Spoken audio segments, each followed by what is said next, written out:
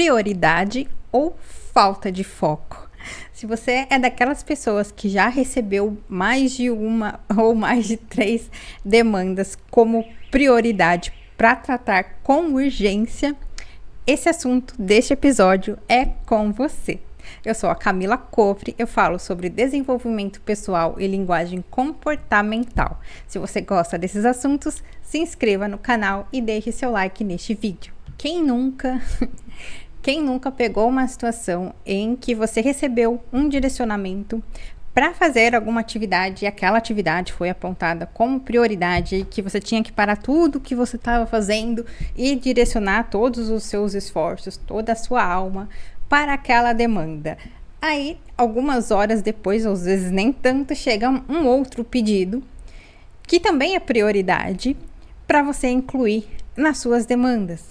E, geralmente, essas atividades, elas requerem ali alguns dias para ser concluídas. Porém, no dia seguinte, chega uma outra prioridade que passa por cima de todas aquelas que você já estava olhando. E muitas vezes o critério para definir se a demanda é prioridade ou não é somente o crachá, né? A hierarquia de quem está pedindo. Em muitas circunstâncias, várias demandas que eram até mais importantes, mais relevantes de serem tratadas, ficaram em segundo plano, porque aquela outra prioridade que estava sendo pedida era por alguém de status, alguém importante, alguém relevante, tem até aquele velho ditado, manda quem pode, obedece quem tem juízo. E tinha uma outra frase, né, bem recorrente também, que era usada, do famoso foco na carreira, que hoje, olhando de fora, eu percebo que é muito mais foco no emprego do que na carreira, né, que é aquilo de fazer à vontade de alguém, só pelo status desse alguém, muitas vezes um chefe, outras vezes chefe de outras áreas, mas ainda assim é uma pessoa importante de relevância hierárquica na empresa e só por isso ela precisa ser atendida, mesmo que existam realmente outras demandas tão importantes quanto ou muito mais importantes. Com frequência existem muito mais tarefas e demandas importantes a serem feitas do que aquelas que vêm com o famoso crachá, né, com a famosa crachazada, mas ainda assim entra ali na esteira das prioridades. O próprio nome em prioridade no plural já fica um pouco redundante, faz sentido quando se tem várias equipes e cada equipe fica com uma prioridade. Agora, quando é a mesma equipe tratando várias prioridades, a verdade é que não existe prioridade, existe apenas um status de aquela ali é mais importante por causa de quem pediu e todo o resto vai quando der, na sequência que der, e se não vier algum outro pedido para sobrepor aquilo que precisa ser feito no serviço ali, nas demandas, né, nas esteiras de tratativa. Claro que num cenário corporativo que é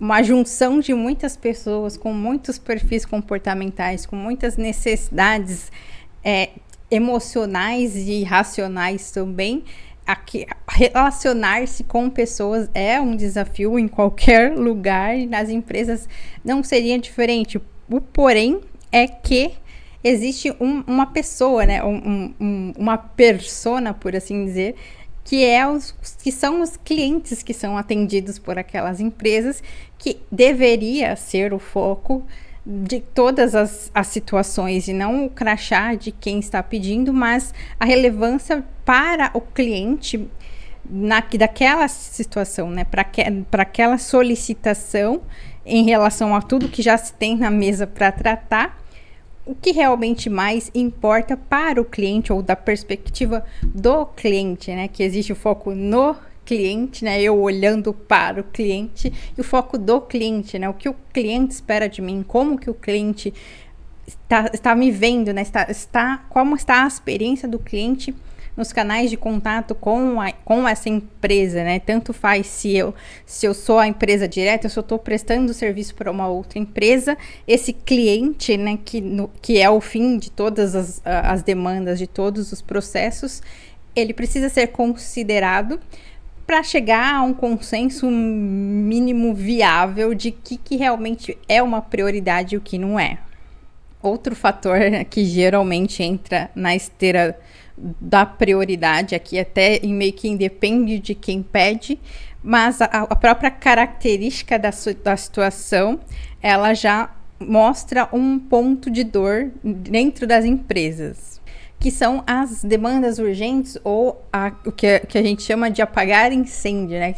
Tem empresas que apagam mais incêndios do que o corpo de bombeiros. São sempre aquelas demandas críticas, aquelas situações de clientes em atrito e várias outras demandas que precisam de fato ser feitas para ontem, né? Elas são importantes, elas são urgentes e tem que fazer, porque senão o impacto vai ser muito maior do que a própria situação que gerou a demanda urgente. Geralmente essas demandas elas vêm acompanhadas de salas de crise, aquelas reuniões emergenciais para comunicar algo muito importante. São aqueles problemas, né? aquelas correções de processo que tem que ser resolvida a toque de caixa por muitos impactos que podem acontecer ali. Então, são essas pequenas coisas que realmente precisam ser priorizadas e passadas na frente.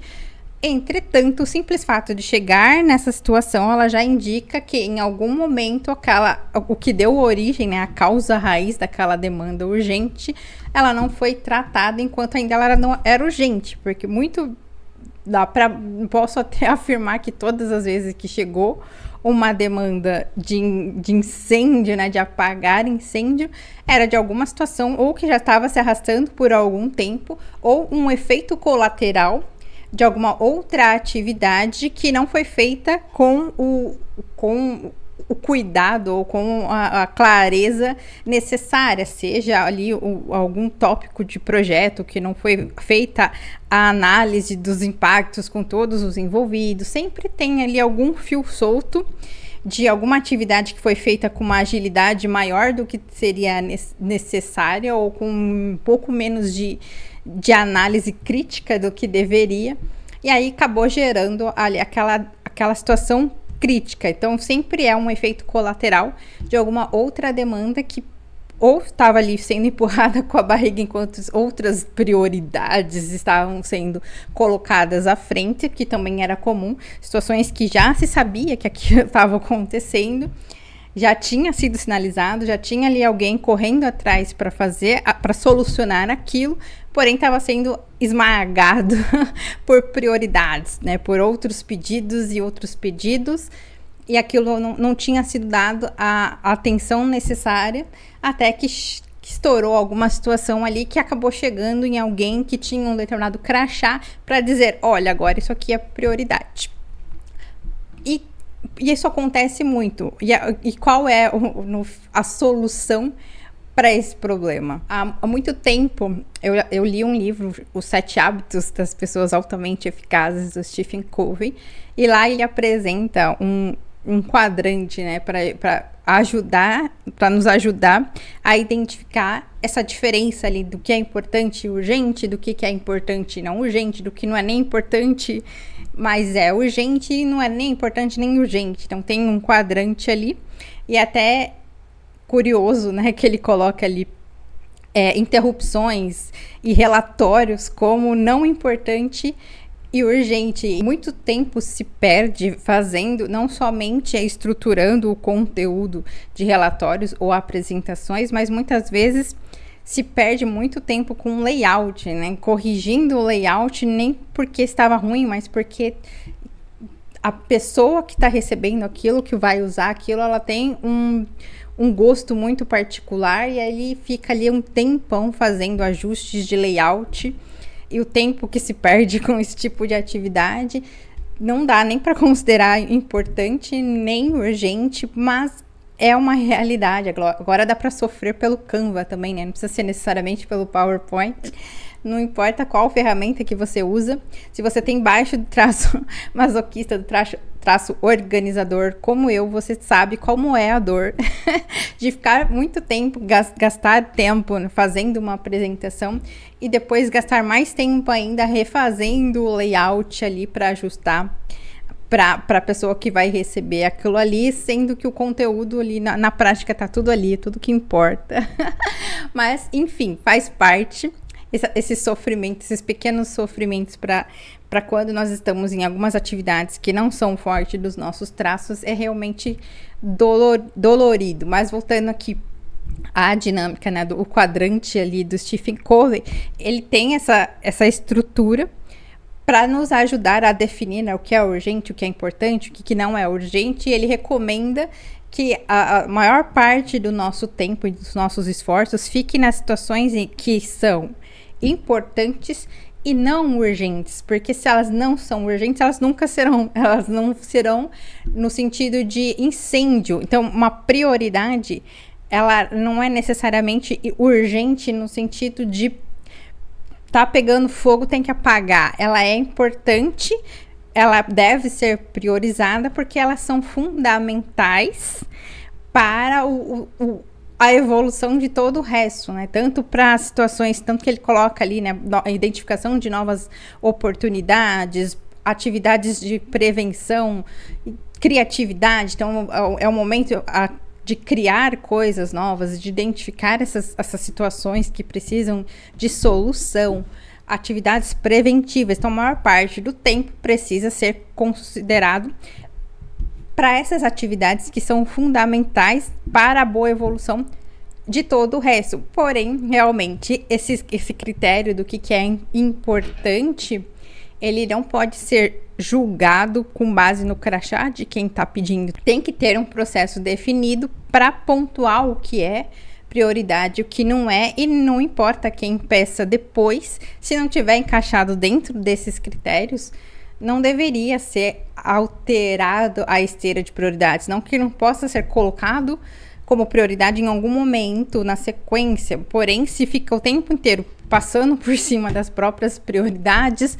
nada é prioridade, a menos que vire um incêndio. Por isso que muitos escritórios de processo vivem de apagar incêndios. Claro que tudo isso vem muito da questão da cultura e tudo mais, embora eu tenha uma longa carreira nesse ramo e tenha percebido que não é uma característica da empresa A ou da empresa B. Lidava com muitas pessoas, muitos clientes diferentes e tem um raciocínio um pouco comum nesse sentido. E aqui o objetivo não é também apontar o dedo, dizer quem está certo ou quem está errado, embora por princípio eu esteja dizendo que está errado, mas não necessariamente julgando as causas de cada um, até porque cada um tem o seu padrão de funcionamento, cada um tem as suas próprias dores emocionais e cada um age na medida do que acha possível para viver melhor ali ao longo do seu dia. E muitas vezes quando nós temos algum tipo de poder, seja do crachá, seja de qualquer outro tipo de poder, fica um pouco mais confortável tomar algumas decisões, e até porque por outras pessoas que não têm o mesmo crachá, elas já são educadas a simplesmente obedecer porque tem juízo, e não que não deva obedecer, mas a questão não precisa nem questionar, né? Tem gente que nem questiona, nem sabe que pode questionar e duvidar de que esse seja o melhor cenário. Na minha perspectiva, a principal pessoa que sofre com esse cenário todo, no fim das contas, é o cliente, porque tem várias situações que poderiam estar sendo tratadas de fato e resolvidas dentro da importância real e não estão sendo por vários outros critérios. Então, se você é líder e quer saber como funciona os seus liderados, né, para entender como usar o melhor deles, né, como colocar cada um deles no recurso, porque esse ambiente em que tudo o tempo todo é urgente, ele desgasta praticamente todos os traços. Vão ter o traço ali, o organizador e o traço orador, eles vão ficar um pouco mais retraídos, eles vão ficar muito estressados e esgotados. O traço realizador e o traço visionário, por sua vez, eles vão ficar frustrados e desmotivados. O visionário, porque nenhuma das ideias dele se encaixa, porque ele nem consegue criar nada nesse ambiente em que ele está sempre tendo que refazer coisas. E o realizador também, ele tem várias ideias e nada pode ser levado adiante, porque precisa ficar ali apertando um parafuso, né? Quem já assistiu o filme Tempos Modernos do Charles Chaplin sabe o que é essa analogia, né, de ficar sempre apertando um parafuso, fazendo sempre as mesmas coisas, ou da mesma forma, mesmo que não sejam as mesmas coisas, na prática é fazendo qualquer coisa que não seja nada muito importante e relevante para o que de fato importa. Não que não seja importante, mas existem outras coisas que são de fato prioridades e que não estão sendo tratadas como deveria. Então, se você quer saber como colocar a sua equipe no recurso, né? Como usar cada um no seu melhor, ao invés de ficar forçando cada um em atividades aleatórias que prejudicam a saúde mental deles e não ajudem nada na sua produtividade. Então, se você quer parar de martelar parafuso para ver se vira prego, tem a solução, né? Você pode submeter toda a sua equipe, você mesmo, à análise corporal, que aí você vai entender como que funciona o padrão da mente dos seus colaboradores e da sua própria mente, vai conseguir ajustar a cada um para que eles funcionem no seu melhor formato. Isso vai mudar a cultura de priorizar quem manda mais? Não vai, mas nesse primeiro momento, pelo menos, não vai. Mas vai ajudar a que as suas equipes, os seus liderados, consigam sair com o mínimo de saúde mental de um território em que parece que tudo está o tempo inteiro pegando fogo, nem o corpo de bombeiros fica o tempo todo, todos os dias, apagando incêndio. E a sua equipe está lá submetida a esse estresse. Então, se você quer ajudar, apoiar a sua equipe e se ajudar também, entre em contato comigo, faça a sua análise corporal. E se você é o liderado, por mais que corrigindo só a si mesmo, ainda assim o território vai continuar como está. Pelo menos se permita entender como você funciona e entender como você pode ajustar ainda mais os seus traços para conviver minimamente de forma saudável nesse ambiente, ou quem sabe até descobrir que talvez procurar um outro ambiente seja a melhor solução para você. Não é necessariamente esse o resultado, mas pode ser que sim, pode ser que não. Dá para ajustar. Eu já convivi muito tempo em um território que não era tão favorável assim, mas como eu já sabia como eu funcionava, eu conseguia fazer os devidos ajustes para contornar ali a situação. Então, conhecendo o nosso padrão de funcionamento, é possível sim a gente ajustar os nossos comportamentos, nossas atitudes e até de certo modo os nossos ambientes, para que a gente consiga ter minimamente um pouco de saúde mental apesar das circunstâncias.